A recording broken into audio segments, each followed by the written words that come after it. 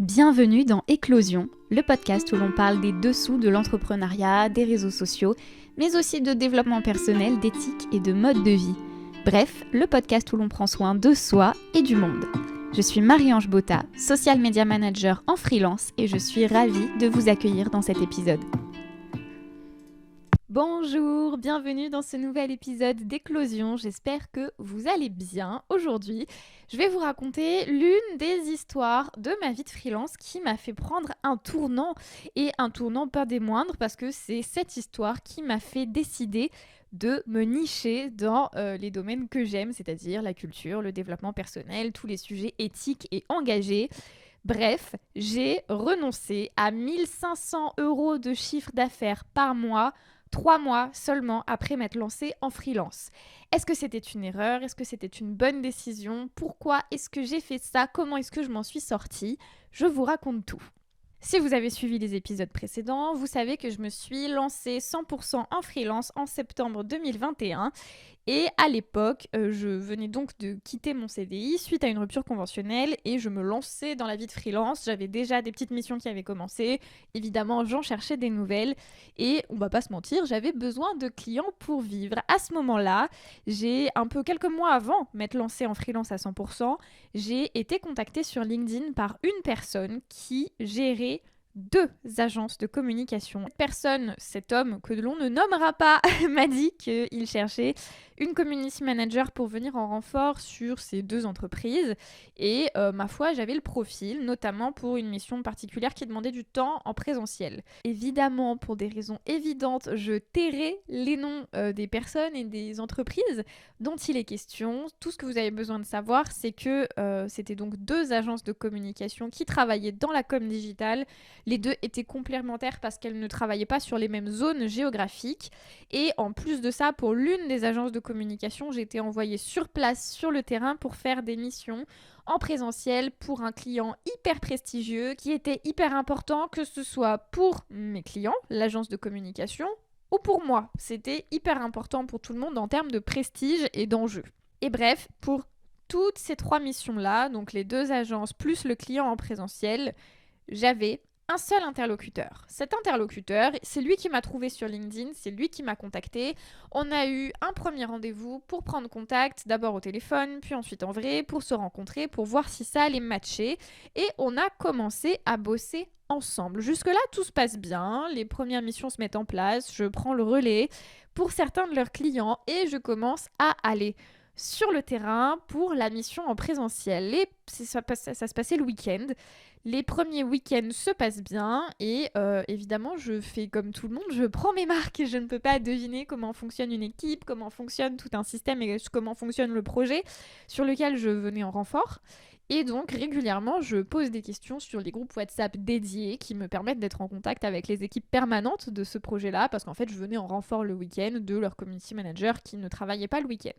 Le problème, c'est que mon interlocuteur, on alternait certains week-ends avec une autre prestataire, lui et moi, et donc il était dans les groupes WhatsApp, et en fait, visiblement, ça lui déplaisait que je posais des questions sur ces groupes WhatsApp pour ne pas publier n'importe quoi sur les réseaux. Et à chaque fois que je prenais contact avec les équipes pour poser une question, derrière, je commençais à recevoir des remontrances par message sur WhatsApp me disant « Marie-Ange, c'est pas possible, il faut que tu te débrouilles, il faut que tu ailles chercher les informations par toi-même. » Et quand j'allais chercher les informations par moi-même, que je ne posais pas de questions, il m'est arrivé de faire des erreurs qui ont été corrigées dans les 2 minutes après qu'elles soient soulignées par les équipes. Et c'était évidemment un drame que j'ai fait une erreur et que je dois faire des corrections sur les posts. Bon, on est face à une impasse. Je suis pas un surhomme, je suis pas devin, je peux pas deviner ce qu'il faut que je poste ou pas. Et si j'ai ni le droit de poser de questions, ni le droit de me tromper, évidemment qu'on est vite face à un problème. Très vite, ça a commencé à monter dans les tours. Il y avait des événements qu'on couvrait donc pour la structure en présentiel qui duraient jusqu'à 22h, 22h30, parfois le samedi soir. Et ça m'est arrivé de recevoir des messages assassins à 22h30 en disant « Marie-Ange, c'est pas possible, t'as posé trop de questions ou alors t'as fait des erreurs. Il va falloir qu'on ait une conversation, il va falloir qu'on ait un rendez-vous. » Le ton est très vite monté, en fait. Et l'ambiance est vite devenue désagréable. Et c'est là que le décalage a commencé à se faire ressentir. Quand on travaille pour des agences, je vais peut-être pas faire de généralité, mais en tout cas moi, en travaillant pour ces 2 agences de communication, j'avais pas la main sur la stratégie pour leur communication, j'avais pas la main sur leurs clients à eux, donc les clients de l'agence dont ils me déléguaient la gestion des réseaux sociaux.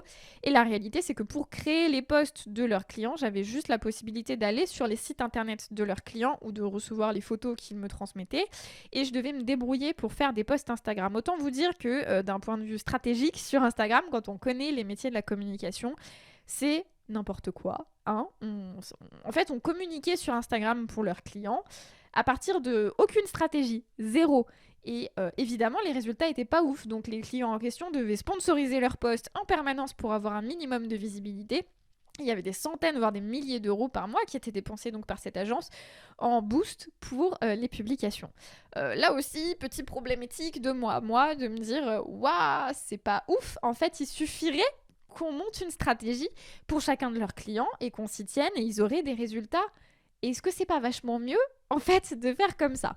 Bon, chacun sa façon de fonctionner. On suivait vraiment aucun projet. C'était logique qu'il n'y ait pas de résultats sur les publications. C'était encouragé de faire des techniques de follow-unfollow massives sur les comptes de leurs clients, donc sur les comptes des gens qu'on représentait sur les réseaux sociaux, ce qui est une technique qui a vachement ses limites, hein, le follow-unfollow, si jamais vous ne savez pas, sur les réseaux sociaux, c'est le fait d'aller s'abonner en masse à plein de gens dans l'espoir qu'ils vont s'abonner parce qu'il y a un biais de « Oh, il s'est abonné à moi, je devrais peut-être m'abonner à lui ». La réalité, c'est que c'est des gens qui vous suivent, effectivement, ça fait grossir votre nombre d'abonnés, mais c'est des abonnés qui, la plupart du temps, ne sont pas intéressés par vos contenus, qui ne seront donc pas actifs, et ça fausse votre taux d'engagement. Par exemple, si vous avez 2000 abonnés comme ça, qui vous suivent alors qu'ils ne sont pas intéressés par vos contenus, vous allez peut-être avoir 12 likes sur vos posts. Mais quand vous avez 12 likes alors que vous avez 2000 abonnés, Instagram en déduit que vos contenus ne seront pas intéressants et l'algorithme arrête de montrer vos publications à votre audience. Et alors, la montrer à d'autres gens qui ne sont même pas dans votre audience, n'en parlons même pas. C'est pour ça que c'est important d'avoir une stratégie et de ne pas aller sur des techniques type follow-unfollow en masse parce que finalement, ça vous tire une balle dans le pied à long terme.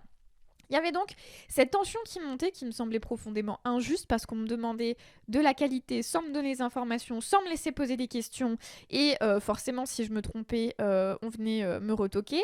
Il y avait le point de vue avec les clients où d'un point de vue stratégique c'était assez déplorable finalement ce qui était vendu et la réalité c'est que ces deux agences-là évidemment elles prenaient une commission sur mon travail, elles ne facturaient pas le prix de ce que je faisais comme travail mais enfin la marge que les deux agences récupéraient était énorme.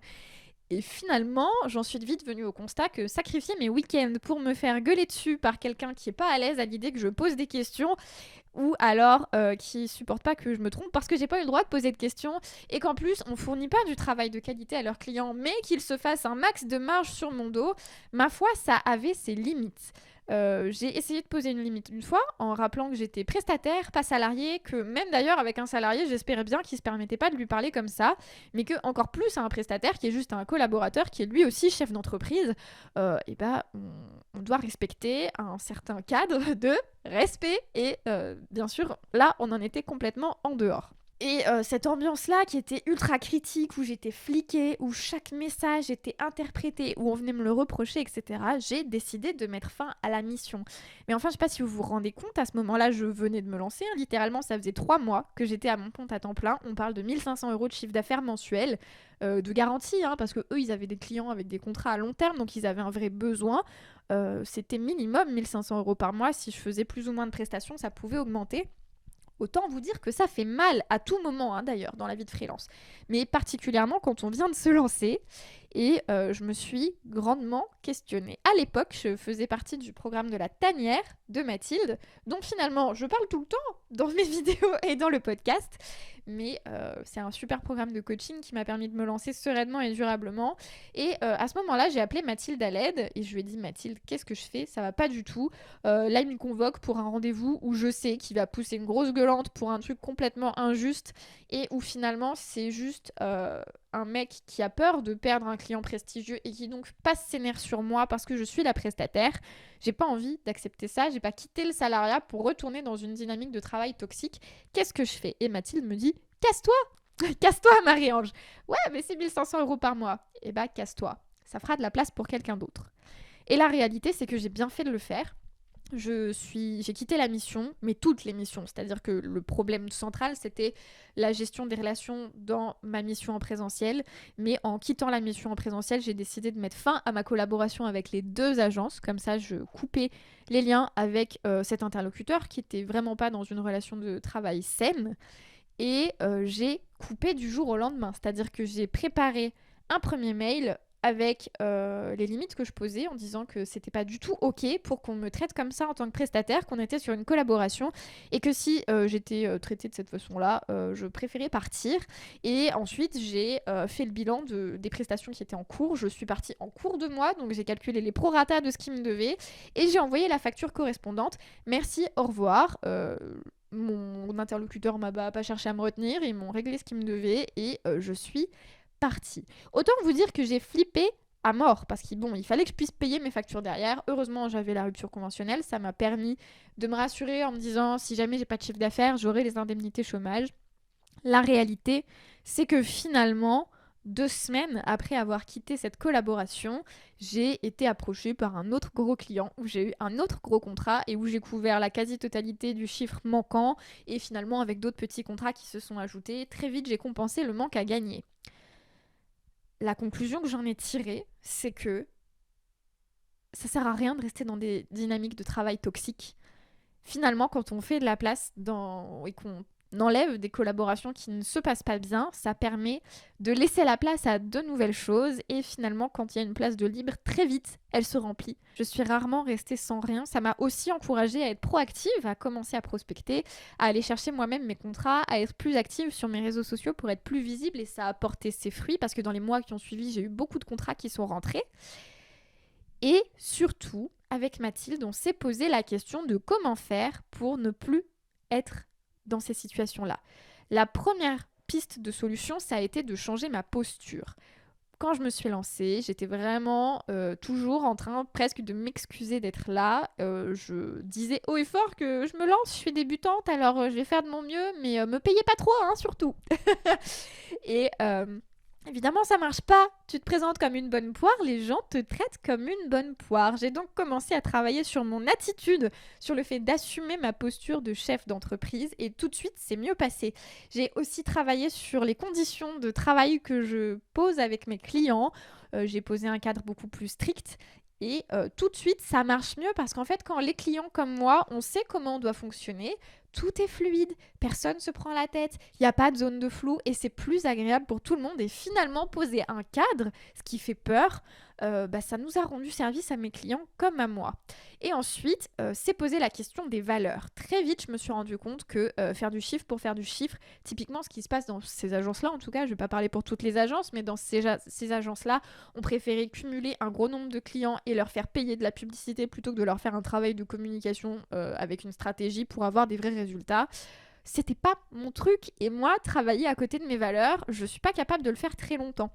Donc, c'est suite à cet événement-là que j'ai décidé de me spécialiser. Évidemment, ça s'est pas fait du jour au lendemain. Tous mes clients n'ont pas été des projets de cœur tout de suite. Ça a mis 1 an à ce que 100% de mes clients fassent vraiment partie de mes valeurs. Mais une fois que ça a été en place, je peux vous garantir que ça change la vie. Vraiment, c'était un bonheur et j'ai pas regretté une seule seconde en fait. Cette mission, elle m'a surtout servi de leçon pour la poursuite de ma vie de freelance. Est-ce que j'ai renoncé à une mission prestigieuse et à 1500 € de chiffre d'affaires par mois pour finalement retourner avec des clients où ça ne matche pas, où on n'a pas des valeurs en commun? La réponse est non. Et finalement, je me sers de cette expérience comme boussole de ce que je suis prête à accepter ou pas, des projets avec lesquels je vais collaborer ou non. Et je suis reconnaissante d'avoir osé dire stop aussi vite parce qu'à partir du moment où j'ai eu cette discussion avec Mathilde, j'ai dit stop et en fait entre le week-end où ça a vraiment dérapé pendant la mission en présentiel où vraiment je me suis fait pourrir pour des choses qui me semblaient absolument injustes et la fin de collaboration, il me semble qu'il s'est passé 3 ou 4 jours, pas plus, c'est-à-dire qu'il me semble que le mail a été envoyé le mercredi ou le jeudi pour mettre fin à la collaboration, ils m'ont payé dans la semaine qui a suivi et c'était bouclé. Et voilà, d'être capable de prendre des décisions rapides, alignées avec mes valeurs et surtout de rebondir en me disant « Ok, qu'est-ce que j'apprends de cette aventure-là ? parce que forcément, la confiance en soi, ça en prend un coup, le moral en prend un coup. Gros flip de se dire: «Est-ce que je vais pouvoir compenser le manque à gagner assez rapidement?» Et la seule clé, en fait, c'est de se poser les questions de qu'est-ce que j'en retire? Quelles leçons est-ce que je vais appliquer suite à ça? Qu'est-ce que je vais poser? Qu'est-ce que je fais évoluer? Et finalement, me spécialiser suite à ça, ça a été la meilleure des solutions. Et depuis, je travaille avec des gens qui partagent mes valeurs, qui sont dans une bienveillance énorme, mais aussi qui sont en compréhension de plein de choses. On fait du travail qui a du sens, on fait du travail réfléchi, on fait du travail aussi sans trop se prendre au sérieux parce qu'on est conscient que c'est que des réseaux sociaux et donc je le fais avec évidemment tout mon sérieux, toutes mes compétences. Mais enfin, on sauve pas des vies, on n'est pas urgentiste et c'est important de le garder en tête.